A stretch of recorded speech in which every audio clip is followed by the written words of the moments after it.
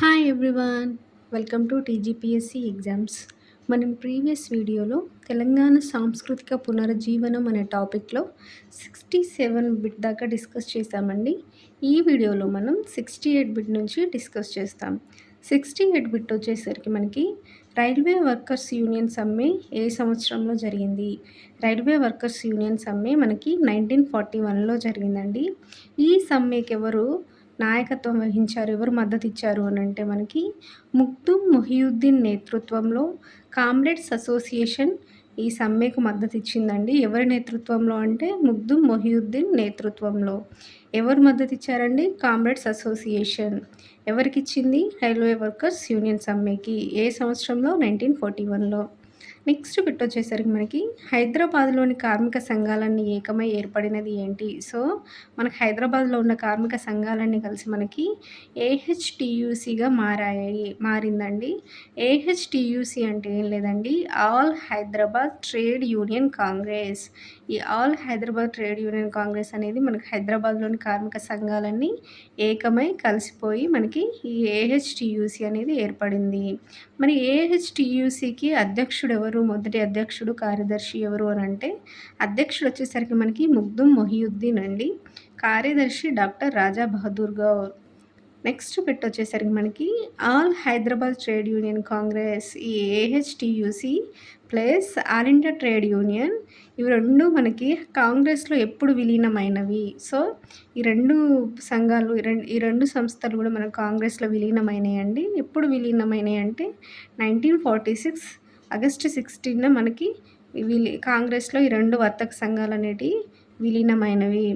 ఏవండి? All Hyderabad trade union Congress, అదేవిధంగా all India trade union. ఇవి రెండు కూడా మన కాంగ్రెస్లో ఎప్పుడు విలీనమైనాయి?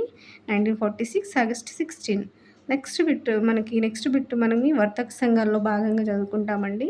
సో 71 బిట్ వచ్చేసరికి మనకి సూర్యాపేట వర్తక సంఘము ఎప్పుడు ఏర్పడింది అని అంటే సూర్యాపేట వర్తక సంఘం మనకి 1922 డిసెంబర్ 2న ఏర్పడిందండి.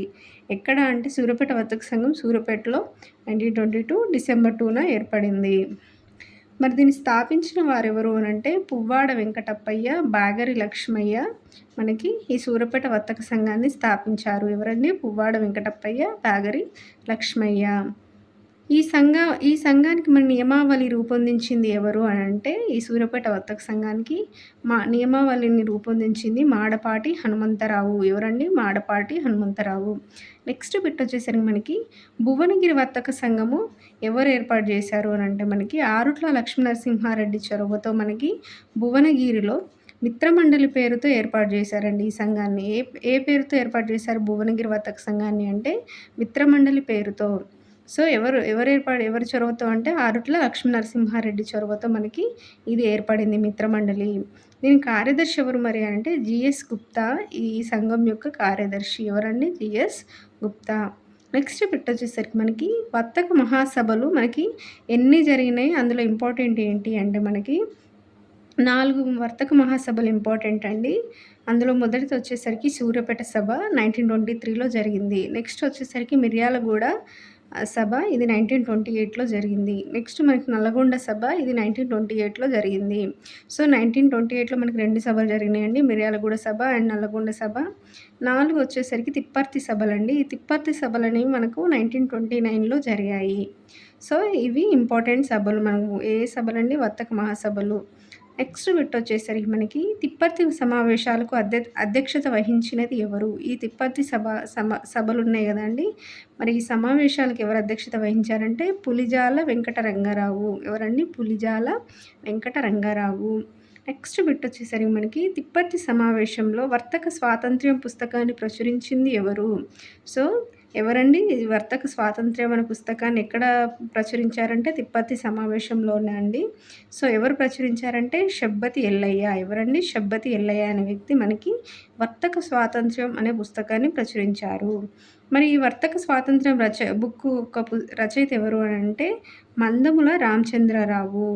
సో దీన్ని ప్రచురించింది షబ్బతి ఎల్లయ్య అండి. ఎక్కడ ప్రచురించాడంటే తిప్పర్తి సమావేశంలో.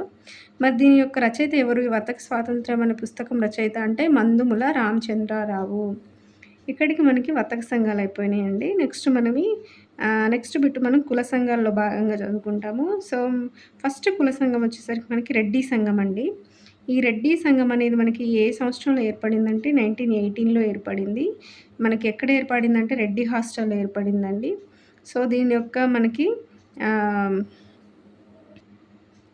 సో, ఈ రెడ్డి సంఘం యొక్క స్థాపకుడొచ్చేసరికి మనకి రాజా బహదూర్ వెంకటరామిరెడ్డి. సో, ఈ రెడ్డి సంఘం యొక్క స్థాపకుడు ఎవరండి? రాజా బహదూర్ వెంకటరామిరెడ్డి. ఏ సంవత్సరంలో ఏర్పడింది? 1918లో. ఎక్కడ ఏర్పడింది? రెడ్డి హాస్టల్‌లో. ఇందులో మరి కులమత భేదాలు లేకుండా ప్రవేశం కల్పించారనేది ఇక్కడ ఇంపార్టెంట్. రెడ్డి సంఘం అంటే ఇందులో రెడ్డివారు మాత్రమే సభ్యులు గాదు. ఏ కులం వారైనా ఇందులో ఈ రెడ్డి సంఘంలో సభ్యులు గావచ్చని ఉద్దేశంతో కులమత భేదాలు లేకుండా ప్రవేశం కల్పించారు రెడ్డి సంఘంలో అని గుర్తుంచుకోవాలి. నెక్స్ట్ బిట్ వచ్చేసరికి మనకి 78 అండి. యాదవ సంఘాన్ని ఏ సంవత్సరంలో స్థాపించారు? ఎవరు స్థాపించారు? యాదవ సంఘం వచ్చేసరికి మనకు 1920లో ఏర్పడిందండి. ఎవరు ఏర్పాటు చేశారంటే సీతారామయ్య యాదవ్. ఎవరు? సీతారామయ్య యాదవ్. నెక్స్ట్ బిట్ వచ్చేసరికి మనకి ముదిరాజ్ సంఘం అండి. మనకి ముదిరాజ్ సంఘంని ఏ సంవత్సరంలో ఏర్పాటు చేశారంటే 1922లో ఏర్పాటు చేశారు. ఈ మనకి ముదిరాజ్ మహాసభ జరిగిందండి. ఆ ముదిరాజ్ మహాసభకి అధ్యక్షత వహించింది జి. రామకృష్ణయ్య. సో, ఆ ముదిరాజ్ మహాసభ ఎవరి అధ్యక్షతన జరిగిందంటే జి. రామకృష్ణయ్య అధ్యక్షతన జరిగిందండి. మనకి ముదిరాజ్ సంఘం ఎప్పుడు ఏర్పడిందంటే 1922లో ఏర్పడింది. నెక్స్ట్ బిట్ వచ్చేసరికి మనకి మున్నూరు కాపు సంఘం అండి. ఈ మున్నూరు కాపు సంఘం ఏ సంవత్సరంలో ఏర్పడింది అంటే ఇది కూడా 1922లోనే అండి. మనకి మరి నిజాం రాష్ట్రంలో మున్నూరు కాపు మహాసభ ఎప్పుడు జరిగింది అంటే 1935లో అండి. మున్నూరు కాపు సంఘం వచ్చేసరికి 1922లో ఏర్పడితే మనకి ఈ మున్నూరు కాపు యొక్క మహాసభ ఏది? నిజాం రాష్ట్రాంధ్ర మున్నూరు కాపు మహాసభ అనేది మనకి 1935లో జరిగిందని గుర్తుంచుకోవాలి. మనకి మున్నూరు కాపు కులాభ్యుదయం గ్రంథ రచయిత ఎవరు? సో, ఈ మున్నూరు కాపు కులాభ్యుదయం అనే గ్రంథాన్ని రచించిన వారెవరు అనంటే బొజ్జా నరసింహులండి. ఎవరు? బొజ్జా నరసింహులు అనే వ్యక్తి మనకి మున్నూరు కాపు కులాభ్యుదయం అనే గ్రంథాన్ని రచించాడు. నెక్స్ట్ బిట్ వచ్చేసరికి మనకి గౌడ సంఘం అండి. గౌడ సంఘం ఎందుకు ఏర్పడినదంటే గౌడ విద్యార్థుల కోసం హాస్టల్ నిర్మించిందండి ఈ గౌడ సంఘము. సో, గౌడ విద్యార్థుల కోసం ఏం నిర్మించింది? హాస్టల్ నిర్మించింది. సో, ఎవరు దీని గౌడ సంఘం యొక్క స్థాపకులు అంటే చీరాగు వీరన్న. ఎవరండి? చీరాగు వీరన్న. నెక్స్ట్ బిట్ వచ్చేసరికి మనకి పద్మశాలి సంఘము దేనికి కృషి చేసింది అని అంటే మనకి ఈ పద్మశాలిల యొక్క అభ్యున్నతి కోసం ఈ పద్మశాలి సంఘం కృషి చేసిందండి. ఈ పద్మశాలి సంఘంలో ముఖ్యులు ఎవరు అంటే మనకి కొండా లక్ష్మణ్ బాపూజీ, గుంటక నరసయ్య, హాకిం నారాయణ దాస్. వీరందరూ పద్మశాలి సంఘంలో ఉన్న ముఖ్యులు అండి. సో, అందులో మరీ ముఖ్యంగా గుర్తుంచుకోవాల్సింది ఎవరండి? కొండా లక్ష్మణ్ బాపూజీ. సో, ఈ కొండా లక్ష్మణ్ బాపూజీ ఏ కుల సంఘంలో సభ్యుడు అంటే పద్మశాలి సంఘంలో కృషి చేసిన వారే కొండా లక్ష్మణ్ బాపూజీ. నెక్స్ట్ బిట్ వచ్చేసరికి మనకి హైదరాబాద్లో అఖిల భారత పద్మశాలి సభ ఎప్పుడు జరిగింది? హైదరాబాద్లో అఖిల భారత పద్మశాలి సభ మనకి 1929లో జరిగింది. నెక్స్ట్ బిట్ వచ్చేసరికి Hyderabad handloom weavers central cooperative association ఎప్పుడు ఏర్పడింది? ఏంటండి ఇది? Hyderabad handloom weavers central cooperative association ఎప్పుడు ఏర్పడింది ఈ సంఘం అని అంటే 1950లో ఏర్పడింది. సో, 50లో ఏర్పడినప్పుడు దీన్ని ఏర్పాటు చేసింది ఎవరు అంటే కొండా లక్ష్మణ్ బాపూజీ. సో, కొండా లక్ష్మణ్ బాపూజీ పద్మశాలి సంఘంలో కృషి చేసినాడు. అంతేకాకుండా పద్మశాలిల యొక్క కులవృత్తి అయినటువంటి ఈ హ్యాండ్లూమ్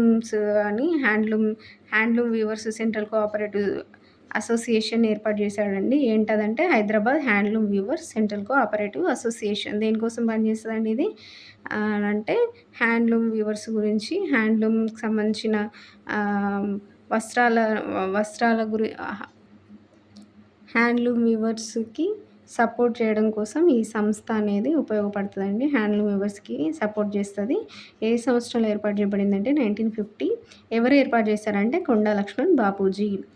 తర్వాత కాలంలో ఈ Hyderabad handloom weavers central cooperative association అనేది హైకోగా మారింది. హైకో అని షార్ట్కట్లో పిలిచారండి. హైకో అంటే ఏంటండి? Hyderabad handloom weavers central cooperative association. Next bit వచ్చేసరికి మనకి 'మొహతూర్బా మగ్గం పన్ను' పుస్తక రచయిత ఎవరు? 'మొహతూర్బా మగ్గం పన్ను' అనే పుస్తకాన్ని ఎవరు రచయించారంటే మాటేటి పాపయ్య. ఎవరండి? మాటేటి పాపయ్య. సో, ఈయన ఏం చేశాడు ఈ పుస్తకంలో అంటే 'మొహదుర్బా మగ్గం పన్ను'ని విమర్శించారు. 'మొహదుర్బా మగ్గం పన్ను'ని విమర్శించారు. నెక్స్ట్ బిట్ వచ్చేసరికి మనకి నిజాం రాష్ట్ర పద్మశాలి మహాసభ ఎప్పుడు జరిగింది అనంటే వరంగల్‌లో జరిగిందండి. ఏ సంవత్సరంలో అంటే 1946లో జరిగింది. దీనికి అధ్యక్షులు ఎవరంటే కొండా లక్ష్మణ్ బాపూజీ. నెక్స్ట్ బిట్ వచ్చేసరికి మనకి వైశ్య యువజన సంఘము. వైశ్య యువజన సంఘము ఎప్పుడు ఏర్పడిందండి? 1939లో ఏర్పడింది. ఎవరు దీనిలో ముఖ్య సభ్యులు అనంటే మనకి కేసీ గుప్తా అండి. ఎవరు స్థాపించారు ఈ వైశ్య యువజన సంఘాన్ని?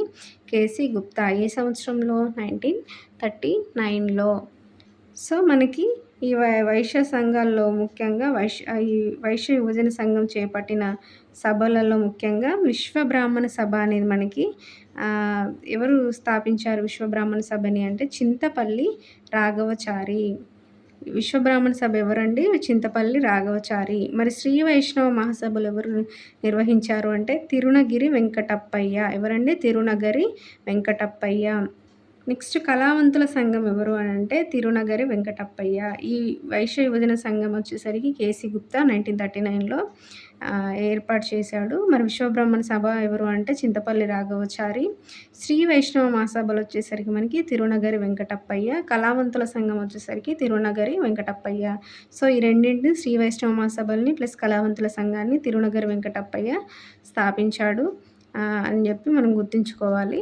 సో, ఇక్కడికి మనకి తెలంగాణ సాంస్కృతిక పునరుజ్జీవనం అనే టాపిక్ కంప్లీట్ అయిందండి. సో, మీకు ఇది ఈజీగా అర్థమైందని ఆశిస్తున్నాను. Thank you.